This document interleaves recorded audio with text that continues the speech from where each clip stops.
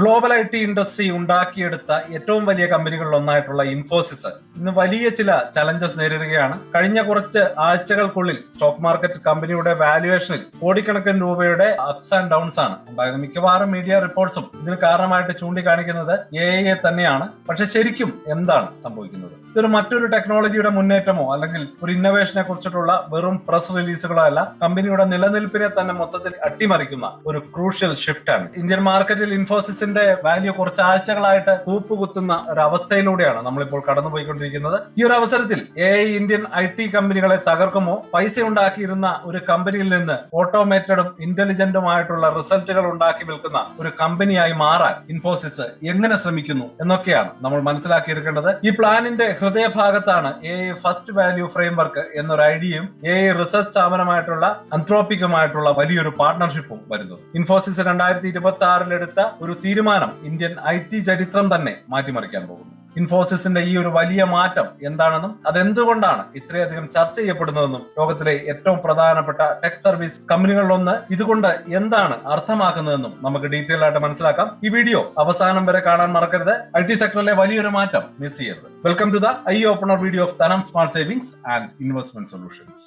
ഒന്നാമതായിട്ട്, ഒരു കാലഘട്ടത്തിന്റെ അവസാനം, ഇന്ത്യൻ ITയുടെ പഴയ കാലം. എന്താണ് സംഭവിക്കുന്നതെന്ന് ശരിക്കും മനസ്സിലാക്കാൻ ഒന്ന് തിരിഞ്ഞു നോക്കേണ്ടതുണ്ട്. ഇൻഫോസിസ് കെട്ടിപ്പടുക്കാൻ ഹെൽപ്പ് ചെയ്ത ലോകത്തെ കുറിച്ച് നമ്മൾ ആദ്യം മനസ്സിലാക്കണം. 40 വർഷത്തിൽ കൂടുതൽ ഇൻഫോസിസും മറ്റ് IT കമ്പനികളും അവരുടെ സാമ്രാജ്യങ്ങൾ ഉണ്ടാക്കിയത് ബ്രില്യന്റ് ആയിട്ടുള്ള ഒരു മോഡലിലായിരുന്നു. ഗ്ലോബൽ കമ്പനികൾക്ക് കുറഞ്ഞ ചെലവിൽ സ്കിൽഡ് എഞ്ചിനീയർമാരുടെ ഒരു വലിയ പൂളിനെ കൊടുക്കുക, ഇതിനെ ലേബർ ആർബിട്രേജ് മോഡൽ എന്ന് വിളിക്കുന്നു. ഇത് വളരെ എഫക്റ്റീവ് ആയിരുന്നു. ഇത് ഗ്ലോബലൈസേഷനെ ഡ്രൈവ് ചെയ്തപ്പോൾ ഫോർച്യൂൺ 500 കമ്പനികളുടെ ബാക്ക് ഓഫീസ് ഓപ്പറേഷൻസ് നടത്തി ഇന്ത്യയെ ലോകത്തിന്റെ ടെക് സപ്പോർട്ട് ഡിപ്പാർട്ട്മെന്റ് ആക്കി മാറ്റി. ഈ ഇൻഡസ്ട്രി ഏകദേശം $300 ബില്യൺ ഒരു ഭീമനായിട്ട് വളർന്നു. ലക്ഷക്കണക്കിന് തൊഴിലവസരങ്ങൾ ഉണ്ടാക്കുകയും ചെയ്തു. ഇന്ത്യൻ എക്കണോമിയുടെ ബാക്ക് ബോൺ ആയിട്ട് ഈ ഒരു മേഖല മാറുകയും ചെയ്തു. പക്ഷെ അവരുടെ വിജയത്തിന്റെ ഈ ഒരു ഫൗണ്ടേഷൻ വർഷങ്ങളായിട്ട് ഇളകിക്കൊണ്ടിരിക്കുകയായിരുന്നു. കോമ്പറ്റീഷൻ കൂടിയപ്പോൾ പ്രോഫിറ്റ് കുറഞ്ഞു. ക്ലയൻസ് കോസ്റ്റ് ചുരുക്കുന്നതിനപ്പുറം പുതിയ ഐഡിയകൾ ചോദിക്കാൻ തുടങ്ങി. ക്ലൗഡ് കമ്പ്യൂട്ടിംഗ് വന്നു. അവരുടെ ട്രഡീഷണൽ ബിസിനസിന്റെ വലിയൊരു ഭാഗം ഓട്ടോമേറ്റ് ചെയ്തു. ഇപ്പോഴിതാ ജനറേറ്റീവ് AI എത്തിയിരിക്കുന്നു. ഇത് വെറും ഒരു ത്രെട്ട് ആയിട്ട് മാത്രമല്ല,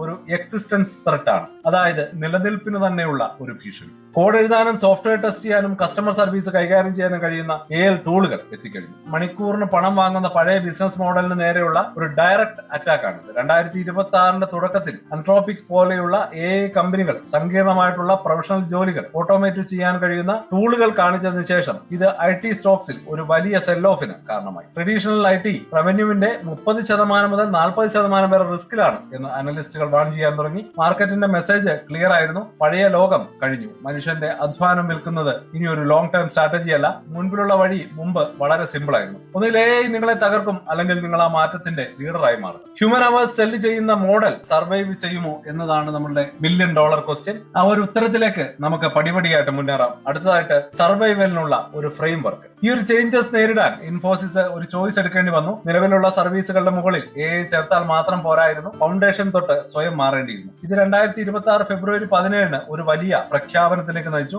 Infosys AI first value framework ഇത് വെറും ഒരു മാർക്കറ്റ് ഗിമിക് ആയിരുന്നില്ല, ബിസിനസ് ചെയ്യുന്നതിനുള്ള പുതിയ രീതിയുടെ പ്രഖ്യാപനമായിരുന്നു. ഇതൊരു സർവൈവൽ ബ്ലൂ പ്രിന്റ് ആണ്. CEO സലിൽ പരേഖ് അവതരിപ്പിച്ച ഈ ഒരു സ്ട്രാറ്റജി 2 ഭാഗങ്ങളുള്ള ഒരു പ്ലാനാണ്. ആദ്യം പൂർണ്ണമായിട്ടും AI സർവീസുകൾക്കായിട്ടുള്ള പുതിയതും വേഗത്തിൽ വളരുന്നതുമായിട്ടുള്ള ഡിമാൻഡ് പിടിച്ചെടുക്കുക. രണ്ടാമതായിട്ട്, മാർക്കറ്റിലെ പൊസിഷൻ നിലനിർത്താനും കോമ്പറ്റേറ്റീവായി തുടരാനും നിലവിലുള്ള എല്ലാ സർവീസുകളെയും AI ഉപയോഗിച്ച് പവർഫുൾ ആക്കുക. 2030 ആവുമ്പോഴേക്കും AI സർവീസ് മാർക്കറ്റ് $300 മുതൽ $400 ബില്യൺ വരെയാകുമെന്ന് പല റിപ്പോർട്ടുകളും ചൂണ്ടിക്കാട്ടി. കമ്പനി ഒരു വലിയ ഓപ്പർച്യൂണിറ്റിയാണ് മുന്നിൽ കാണുന്നത്. ഈ ഒരു ഫ്രെയിംവർക്ക് 6 പ്രധാന പില്ലേഴ്സിലാണ് ഉണ്ടാക്കിയിരിക്കുന്നത്. AI strategy, data for AI, process AI, legacy modernisation, physical AI, പിന്നെ AI ട്രസ്റ്റ്. പക്ഷെ ഒരു പ്ലാൻ വെറും ഒരു പ്ലാൻ മാത്രമാണ്. അത് വർക്ക് ചെയ്യാൻ ഇൻഫോസിസിന് ഒരു എഞ്ചിൻ വേണമായിരുന്നു. ആ എഞ്ചിനാണ് ഇൻഫോസിസ് ടോപ്പാസ്. ജനറേറ്റീവ് AI വലിയ കമ്പനികളിലേക്ക് എത്തിക്കാൻ ഡിസൈൻ ചെയ്ത AI ഫസ്റ്റ് സർവീസുകളുടെ ഒരു സ്യൂട്ട്. ടോപ്പാസ് ഒരു കാറാണെങ്കിൽ മത്സരം ജയിക്കാൻ ഇൻഫോസിന് ഒരു റവല്യൂഷണറി ആയിട്ടുള്ള പുതിയ ഫ്യൂവൽ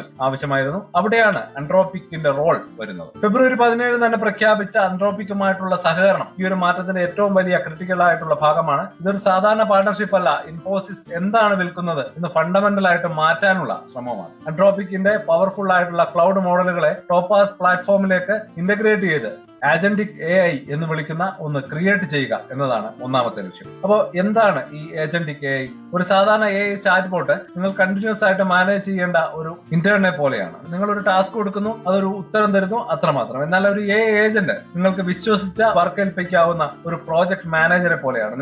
നിങ്ങൾ അതിനൊരു കോംപ്ലക്സ് ആയിട്ടുള്ള ലക്ഷ്യം കൊടുക്കുന്നു, അത് സോൾവ് ചെയ്യാനായി സ്വന്തമായി വർക്ക് ചെയ്യുന്നു, അതിനായിട്ട് സ്റ്റെപ്പുകൾ പ്ലാൻ ചെയ്യുന്നു, പല സോഫ്റ്റ്വെയർ സിസ്റ്റങ്ങളുമായിട്ട് സംസാരിക്കുന്നു. ഒരു മനുഷ്യന്റെ ഹെൽപ്പ് ഇല്ലാതെ തന്നെ ചെറിയ സമയം കൊണ്ട് വർക്ക് ചെയ്യാനും കഴിയും. അപ്പൊ ഇതാണ് ഈ സ്ട്രാറ്റജിയുടെ കോർ. ഒരു ടെലികോം നെറ്റ്വർക്ക് മാനേജർ ചെയ്യാൻ 100 എഞ്ചിനീയർമാരുടെ ഒരു ടീമിനെ വിൽക്കുന്നതിന് പകരം നെറ്റ്വർക്ക് മോണിറ്റർ ചെയ്യാനും പ്രശ്നങ്ങൾ കണ്ടെത്താനും സർവീസുകൾ മാനേജ് ചെയ്യാനും കഴിവുള്ള ഒരു AI ഏജന്റിനെ വിൽക്കാൻ ഇൻഫോസിസ് ആഗ്രഹിക്കുന്നു.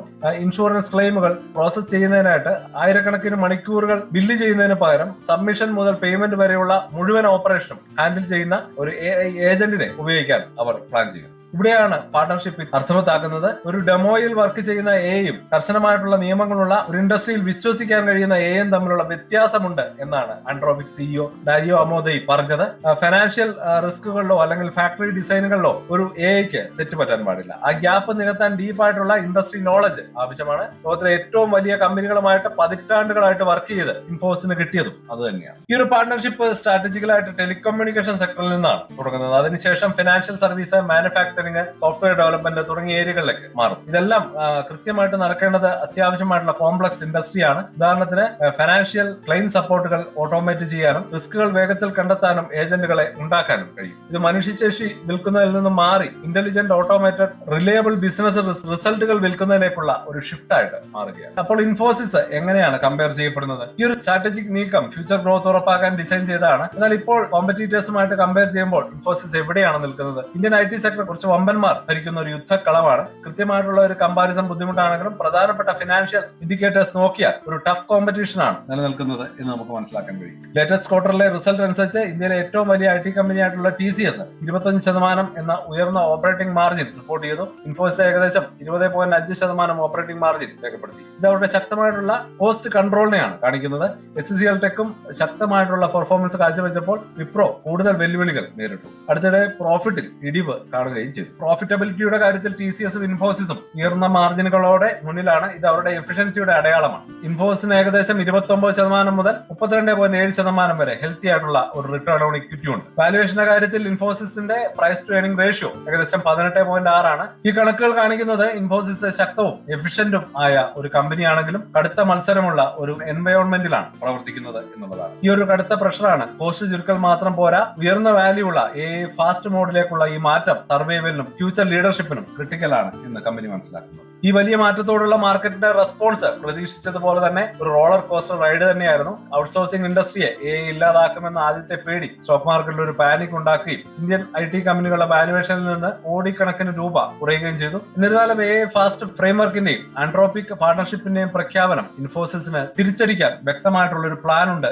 എന്ന് ഇൻവെസ്റ്റേഴ്സിന് സൂചന നൽകുന്നുണ്ട്. ഇത് ഇൻവെസ്റ്റേഴ്സിന്റെ കോൺഫിഡൻസ് തിരികെ കൊണ്ടുവരാൻ ഹെൽപ്പ് ചെയ്യും. കമ്പനി 2026 സാമ്പത്തിക വർഷത്തേക്കുള്ള തങ്ങളുടെ റവന്യൂ ഗ്രോത്ത് ഫോർകാസ്റ്റിന്റെ ലോവർ എൻഡ് കൂട്ടുക പോലും ചെയ്തിട്ടുണ്ട്. ഇത് AI ബേസ്ഡ് സർവീസുകളിൽ നിന്ന് പ്രതീക്ഷിച്ചാലും ശക്തമായിട്ടുള്ള ഡിമാൻഡിനെയാണ് സൂചിപ്പിക്കുന്നത്. ആളുകളെ അടിസ്ഥാനമാക്കിയിട്ടുള്ള മോഡലിൽ നിന്ന് AI ഫസ്റ്റ് മോഡലിലേക്കുള്ള ഈ ഒരു ഷിഫ്റ്റ് IT സർവീസ് ഇൻഡസ്ട്രി കണ്ടിട്ടുള്ള ഏറ്റവും വലിയ ട്രാൻസ്ഫോർമേഷനുകളിൽ ഒന്നായി മാറും. ഇതൊരു സർവൈലൻസിന്റെയും റീ ഇൻവെൻഷന്റെയും ഒരു പവർഫുൾ സ്റ്റോറിയാണ്. അടുത്ത 10 വർഷത്തേക്ക് ഇൻഫോസിസിന്റെ ലീഡർഷിപ്പ് ഉറപ്പാക്കുന്ന ഒരു സ്ട്രാറ്റജിയാണോ നിങ്ങളുടെ മുമ്പിലുള്ളത്, അതോ ഇത് നടപ്പാക്കാനുള്ള ചലഞ്ച് വളരെ വലുതാണ്? നിങ്ങളുടെ അഭിപ്രായങ്ങൾ കമന്റുകളായിട്ട് അറിയിക്കുക. ഈ ഒരു അനാലിസിസ് നിങ്ങൾക്ക് യൂസ്ഫുൾ ആയി എന്ന് തോന്നുകയാണെങ്കിൽ ചാനൽ സബ്സ്ക്രൈബ് ചെയ്യാൻ മറക്കരുത്. നോട്ടിഫിക്കേഷൻ ബെൽ ഐക്കൺ ക്ലിക്ക് ചെയ്യാനും മറക്കരുത്. അപ്പൊ ഇനി നമുക്കൊരു കൺക്ലൂഷനിലേക്ക് കടക്കാം. ഇൻഫോസിസിന്റെ 2026 ഭാഗം. ഇൻഫോസിസ് ഒരു ചരിത്രപരമായിട്ടുള്ള ടേണിംഗ് പോയിന്റിലാണ്. ലോകം മുഴുവൻ മനുഷ്യന്റെ കഴിവിനെ ബിസിനസ് ആക്കി മാറ്റിയ അതേ കമ്പനി ഇപ്പോൾ ഫ്യൂച്ചർ പണയപ്പെടുത്തുന്ന ഇന്റലിജന്റ് മെഷീനുകൾ വെച്ച് അതിനെ ഓട്ടോമേറ്റ് ചെയ്യുന്നതിനാണ്. ഇത് വെറും സ്ട്രാറ്റജിക് മാറ്റമല്ല, കമ്പനിയുടെ പർപ്പസിന്റെ തന്നെ ഒരു കംപ്ലീറ്റ് റീഡിസൈൻ ആണ്. ഇൻഫോസിസ് ടോപ്സും ആൻഡ്രോപിക്കുമായിട്ടുള്ള ക്രിട്ടിക്കൽ പാർട്ണർഷിപ്പും നൽകുന്ന AI വാല്യൂ ഫ്രെയിംവർക്ക് ഒരു പുതിയ റിയാലിറ്റിയുടെ ബ്ലൂ പ്രിന്റ് ആണ്. ഇതിലെ റിസ്കുകൾ വളരെ വലുതാണ്. വിജയിച്ചാൽ നമ്മുടെ കാലത്തെ ഏറ്റവും വലിയ ടെക്നോളജിക്കൽ ഡിസ്റെസ്പെക്ഷനുകളിൽ ഒന്നായിട്ട് ഇൻഫോസിസ് വിജയകരമായി മറികടക്കും. ഒരു വീക്ക് ലെഗസി കമ്പനിയിൽ നിന്ന് കോടിക്കണക്കിന് ഡോളർ മൂല്യമുള്ള എന്റർപ്രൈസസ് AI മാർക്കറ്റിലെ ഒരു ലീഡറായിട്ട് അത് മാറും. ഒരു കമ്പനിയുടെ മൂല്യം അത് നിയമിക്കുന്ന ആളുകളുടെ എണ്ണത്തിലല്ല, മറിച്ച് അത് ക്രിയേറ്റ് ചെയ്യുന്ന സിസ്റ്റങ്ങളുടെ ഇന്റലിജൻസിലാണ് എന്നത് തെളിയിക്കും. മുന്നോട്ടുള്ള വഴി ഒട്ടും എളുപ്പമല്ല. വലിയൊരു ഗ്ലോബൽ വർക്ക് ഫോഴ്സിനെ ട്രാൻസ്ഫോം ചെയ്യുകയും പുതിയ പ്രൈസിംഗ് മോഡലുകൾ സ്വീകരിക്കാൻ ക്ലയൻസിനെ പ്രേരിപ്പിക്കുകയും ചെയ്യുന്നത് ഒരു വലിയ ടാസ്ക് ആണ്. യഥാർത്ഥ ചോദ്യം ഇൻഫോസിന്റെ ആയിരക്കണക്കിന് AI പ്രോജക്ടുകളെ പഴയ ബിസിനസിന്റെ തകർച്ചയെ മറികടക്കാൻ മാത്രം വേഗത്തിൽ വലിയ അതുപോലെ തന്നെ റിപ്പീറ്റ് ചെയ്യാവുന്ന റവന്യൂ ആക്കി മാറ്റാൻ കഴിയുമോ എന്നതാണ് ഒന്നാമത്തെ ചോദ്യം. അടുത്ത കുറച്ച് വർഷങ്ങൾക്കുള്ളിൽ ഇതിന്റെ യഥാർത്ഥ ടെസ്റ്റ് ആയിരിക്കും നടക്കാൻ പോകുന്നത്. ഇൻഫോസിസ് അതിന്റെ നീക്കം നടത്തി കഴിഞ്ഞു. തകർക്കപ്പെടുന്നതിന് പകരം മാറ്റത്തെ ലീഡ് ചെയ്യാൻ തിരഞ്ഞെടുത്തു. ഇനി ഒരു വലിയ ബെറ്റ് വിജയിക്കുമോ എന്ന് ലോകം മുഴുവൻ ഉറ്റുനോക്കുകയാണ്. ഈ ട്രാൻസ്ഫോർമേഷൻ വിജയിച്ചാൽ Infosys become India's first enterprise AI giant. അതേസമയം തോറ്റാലോ ട്രഡീഷണൽ IT കൊളാപ്സ് ആക്സലറേറ്റ് ചെയ്യുകയും ചെയ്യും. അപ്പോൾ ഇത്രയുമാണ് ഇന്നത്തെ വീഡിയോയിൽ നമ്മൾ ഉൾപ്പെടുത്തിയിരിക്കുന്നത്. ഇതുപോലെയുള്ള ഇൻഫോർമേറ്റീവ് ആയിട്ടുള്ള വീഡിയോകളുമായിട്ട് ഇനിയും വരാം. അതുവരേക്കും ഹാപ്പി ഇൻവെസ്റ്റിംഗ്.